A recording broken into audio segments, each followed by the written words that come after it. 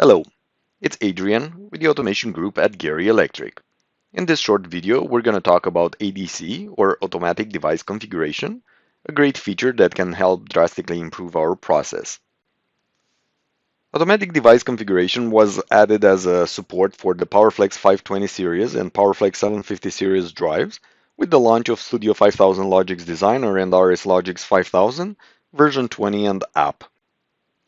With this feature, the Logix controller can automatically detect a replaced drive and download all the configuration parameters, eliminating the need for manual reconfiguration and reducing downtime. For the PowerFlex 520 series, the ADC feature is supported on the PowerFlex 525 drive with on-board embedded Ethernet port or by using the dual Ethernet port card. And for the PowerFlex 523 drive, it's only through using the dual Ethernet port card.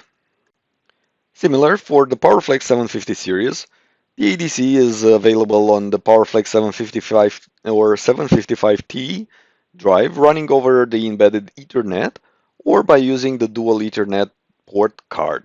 For the PowerFlex 753, this feature is only available if the drive is using the dual Ethernet card.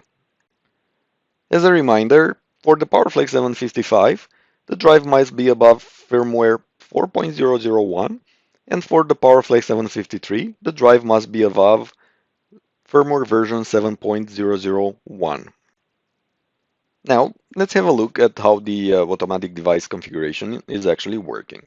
So imagine a scenario where we have a couple drives connected through Ethernet, and one of the drives is failing.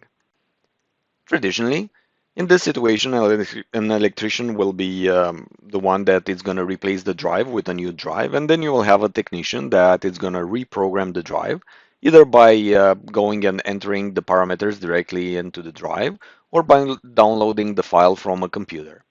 All this operation may take hours depending on when the fault is happening, especially if you're thinking that sometimes this can happen in the middle of the night and you don't have the specialized people on the floor to be able to do the programming of the drive.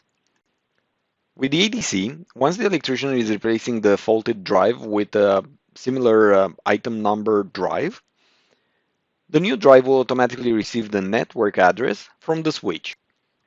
This requires that the switch in our Ethernet network is a managed switch, so it can send exactly the same IP address at that particular location.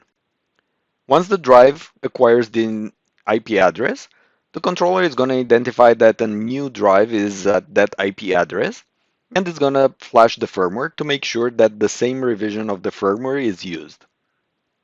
Once the firmware is written into the drive, the controller is going to send the complete configuration file to the drive. With the configuration file written into the drive is now ready and it's back up running.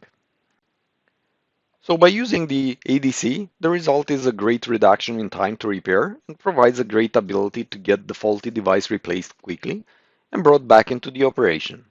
The ADC can be extremely relevant in reducing commissioning time as well as reducing the time to repair through the life cycle of the plant. Thank you for watching this video, and please don't forget to visit our YouTube Gerrie channel for more content.